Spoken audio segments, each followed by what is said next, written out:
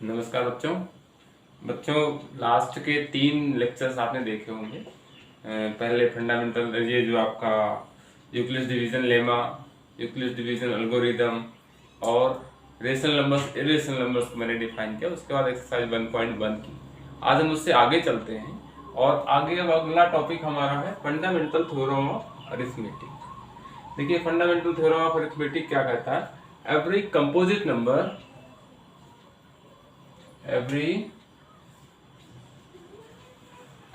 number can be expressed as a product of primes, and this factorization is unique apart from the order in which the prime factors occur. अब इसको देखो, explain करते हैं। पहला word जो हमारा आया कंपोजिट नंबर। तो व्हाट इज कंपोजिट नंबर? सबसे पहले हमें क्या समझना है, कंपोजिट नंबर क्या होते हैं।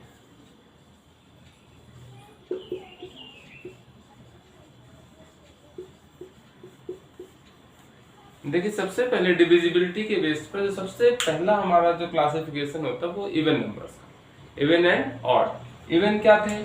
Numbers divisible by 2, divisible by 2।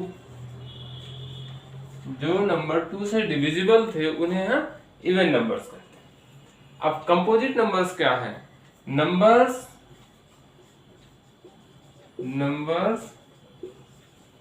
having more than 2 distinct factors,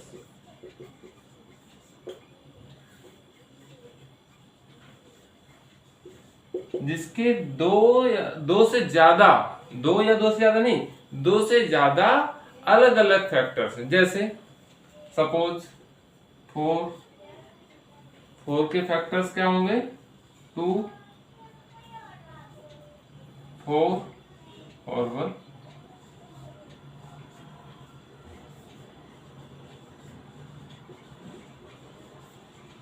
four के 3 फैक्टर्स हुए।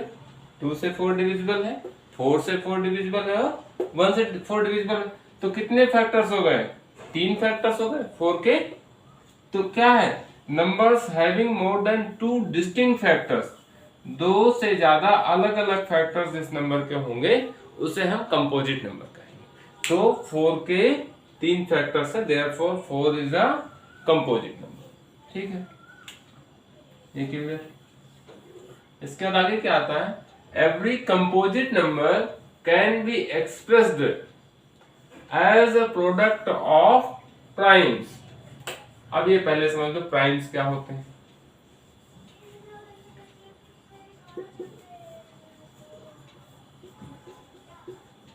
प्राइम नंबर्स क्या है? Prime numbers having exactly 2 factors, जिसके पूरे 2 फैक्टर्स है, ना कम ना ज्यादा। Numbers having exactly 2 factors,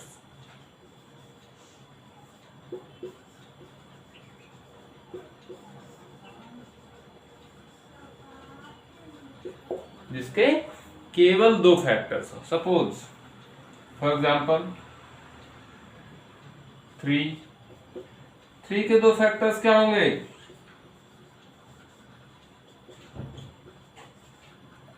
1 and 3 के 2 फैक्टर्स हैं 1 और 3। Therefore 3 has exactly 2 factors, therefore 3 is a prime number. ठीक है, तो प्राइम नंबर्स क्या है? जिसके एग्जैक्टली 2 फैक्टर्स होंगे। अब देखो, 1 is a factor of all numbers, 1 her number का, हर किसी का फैक्टर है। तो एक फैक्टर तो 1 होगा ही होगा सबका, और एक नंबर इटसेल्फ। तो हम कह सकते हैं प्राइम नंबर ऐसे नंबर्स हैं जिसका एक फैक्टर 1 है और एक फैक्टर वो खुद है। लेकिन दिक्कत क्या आती है? इसलिए यहां पे मैंने कहा primes numbers having exactly 2 factors, और कंपोजिट में क्या कहा था? Number having more than 2 distinct factors. देखिए, फॉर एग्जांपल 1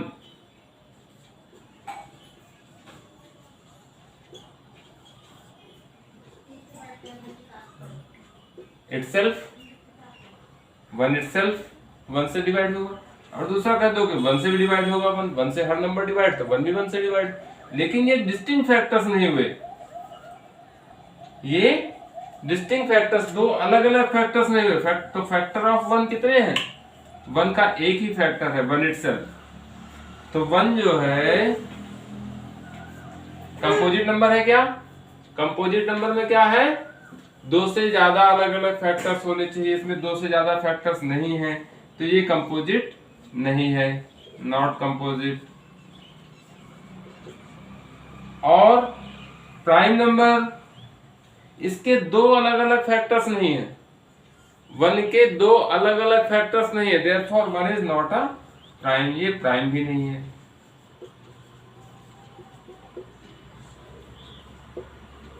तो पॉजिटिव इंटीजर्स में 1 एक ऐसा नंबर है जो ना तो कंपोजिट है और ना ही प्राइम है। इसके अलावा जितने भी नंबर हैं, सारे नंबर्स या तो कंपोजिट है या फिर प्राइम है। 2 का भी एक स्पेशल केस है। 2 के फैक्टर्स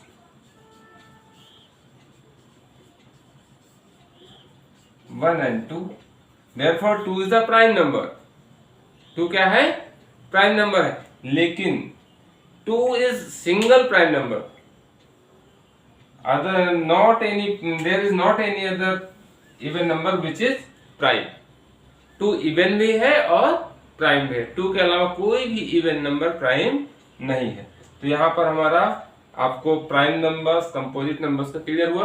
कंपोजिट नंबर्स क्या है? जिसके 2 से ज्यादा फैक्टर्स हैं, 2 या 2 से ज्यादा नहीं कहा, 2 से ज्यादा, more than 2 distinct factors. Prime क्या है? जिसके पूरे 2 फैक्टर्स हैं, ना 2 से कम ना 2 से ज्यादा। और 1 ना तो प्राइम है और ना ही कंपोजिट है। 2 ही अकेला इवन नंबर है जो प्राइम है, अदर देन सारे इवन नंबर्स कंपोजिट नंबर्स हैं। देखो बेटा, 2 चीजें हो गई क्लियर। पहला कंपोजिट नंबर और प्राइम्स आपको क्लियर हुआ। तो क्या कहा? Every composite number can be expressed और factorised as a product of primes. मतलब किसी भी कंपोजिट नंबर को प्राइम की फैक्टर्स के फॉर्म में हम रिप्रेजेंट कर सकते हैं। कोई भी कंपोजिट नंबर है उसको हम प्राइम नंबर्स की फॉर्म में, की प्रोडक्ट की फॉर्म में लिख सकते हैं। जैसे 4 का प्राइम फैक्टराइजेशन करते हैं, क्या होता? 2 into 2, 4 कंपोजिट नंबर है। 6, 2 into 3, ये क्या है? तो ये कंपोजिट, ये जो प्राइम फैक्टराइजेशन, ये आपने एलसीएम में पढ़ा। मान लो 12, 2 into 2 into 3, 15, 3 into 5, 24,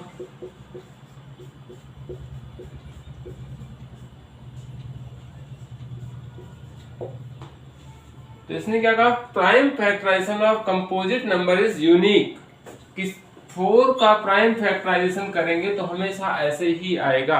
अगर 4 का फैक्टराइजेशन करना हो, फैक्टराइजेशन ऑफ 4, तो ये भी हो सकता है 4 into 1, और 4 का फैक्टराइजेशन ये भी हो सकता है 4 into 2, 4 is equal to 2 into 2, है ना? तो 4 का फैक्टराइजेशन तो कई तरह से हो सकता है। लेकिन जब मैं प्राइम फैक्टराइज, इसमें 4 प्राइम नंबर नहीं है। जब मैं प्राइम फैक्टराइजेशन की बात करूंगा तो 4 का प्राइम फैक्टराइजेशन हमेशा ऐसा ही आएगा। 15 का प्राइम फैक्टराइजेशन हमेशा 3 into 5 ही होगा। जैसे 24 को अगर हम फैक्टराइज करें तो देखो कई तरीके से कर सकते हैं। 2 into 12, ये भी तो 24 का फैक्टराइजेशन है। 24 का फैक्टराइजेशन 3 into 8, 4 into 6 लाइकवाइज। और ये भी एक इसका फैक्टराइजेशन है 24 का, 2 into 2 into 2 into 3। तो 4 कई तरह से फैक्टराइज हो सकता है। अगर हम केवल फैक्टराइजेशन की बात करेंगे तो उसमें यूनिकनेस नहीं आएगा। यूनिकनेस कब आएगा? जब हम 24 का प्राइम फैक्टराइजेशन करेंगे। Prime factorisation of 24 will always be same, है ना? लेकिन apart from the order in which the prime factors occur. हाँ, इसका ऑर्डर आगे पीछे हो सकता है। 24 का प्राइम फैक्टर्स है, ऐसे भी हो सकता है 2 into 3, ऐसे भी हो सकता है। Apart from the order in which the prime factors occur, prime factors का अकरेंस का ऑर्डर डिफरेंट हो सकता है, लेकिन फैक्टराइजेशन सेम रहेगा। यहाँ भी 2 3 टाइम्स और 3 1 टाइम्स है, यहाँ भी 2 3 टाइम्स है, 3 1 टाइम्स है। तो बच्चों समझ में आया? फंडामेंटल थ्योरम ऑफ अरिथमेटिक क्या कहता है? एवरी कंपोजिट नंबर, कोई भी कंपोजिट नंबर ले लो, कितना भी बड़ा ले लो, every composite number can be expressed as a product of primes and this factorization is unique apart from the order in which the prime factors occur। ठीक है बच्चों, आगे बढ़ते हैं। अब इसी को और थोड़ा जनरल फॉर्म में दिखाया।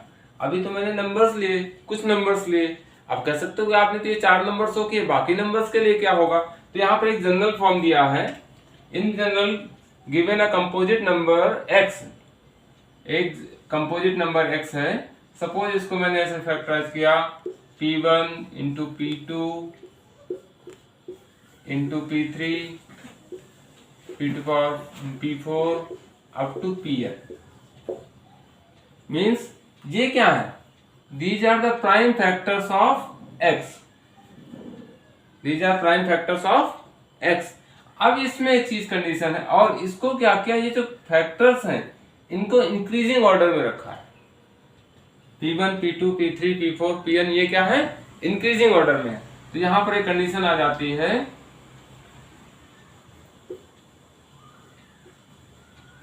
P2 इज ग्रेटर देन और equal to P1, P3 is greater than और इक्वल टू P2,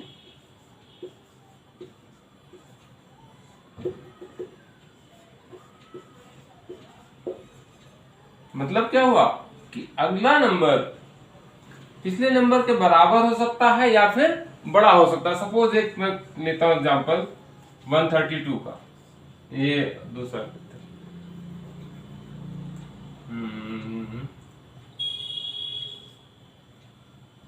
240 ले लिया। तो इसका प्राइम फैक्टराइजेशन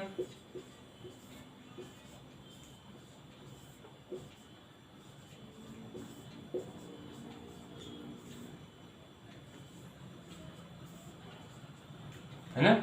तो 240 का प्राइम फैक्टराइजेशन क्या हो गया? इसको अगर इस जनरल फॉर्म में मैं लिखूंगा तो क्या आएगा? 2 इंटू 2 इंटू 2,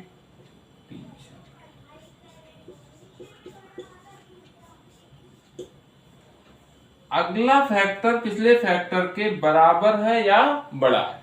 मींस अगला फैक्टर, अब देखो 2 ये सारे इक्वल हैं, है ना, तो बराबर है या बड़ा है। उससे आगे ये बड़ा है, तो ये असेंडिंग ऑर्डर में हो गया।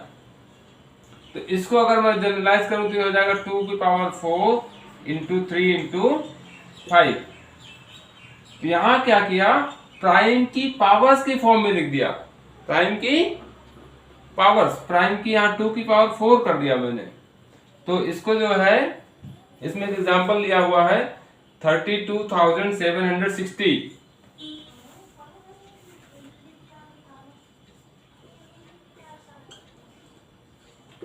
इसको जो फैक्टराइज किया तो ये आया आपका 2 into 2 into 2 into 3 into 3 into 5 into 7 into 13। इसको प्राइम की पावर्स में लिखेंगे तो जाएगा 2 to power 3 square into 5 into 7 into 13। तो ये जो है इसके फैक्टराइजेशन को लिखने का एक तरीका होगा। प्राइम फैक्टराइजेशन किसी भी नंबर का यूनिक होता है। 32,760 का आप प्राइम फैक्टराइजेशन करोगे तो हमेशा यही आएगा। ऑर्डर आगे पीछे हो सकता है, पहले आपने 13 से डिवाइड कर दिया, 13 पहले आ जाए, लेकिन जनरली जो हम करते हैं, हमारी जो हैबिट है वो भी यही है कि पहले स्मॉलर नंबर से डिवाइड। अब यहाँ पर एक चीज देखो, जब आप एलसीएम निकालते हो यहाँ पर ऑटोमेटिकली हमेशा प्राइम नंबर्स ही आते हैं। जब भी आप डिवाइड करते हो तो हमेशा प्राइम नंबर्स ही होते हैं। आप एलसीएम दोबारा रिवाइज करके देख लो तो वहाँ हर बार आपको प्राइम नंबर्स ही मिलते हैं। तो बच्चे ये हो गया फंडामेंटल थ्योरम ऑफ अरिथमेटिक। मुझे आशा है आपको समझ में आया होगा। और बच्चों पूरी वीडियो देखिए और पिछली वीडियोस भी देखिए, जिससे आपको समझ में आएगा, क्योंकि मैंने पहले जो 3 लेक्चर्स दिए हैं उनमें पीछे के कॉन्सेप्ट को क्लियर किया है। तो आप देखिए और फीडबैक जरूर दीजिए। धन्यवाद।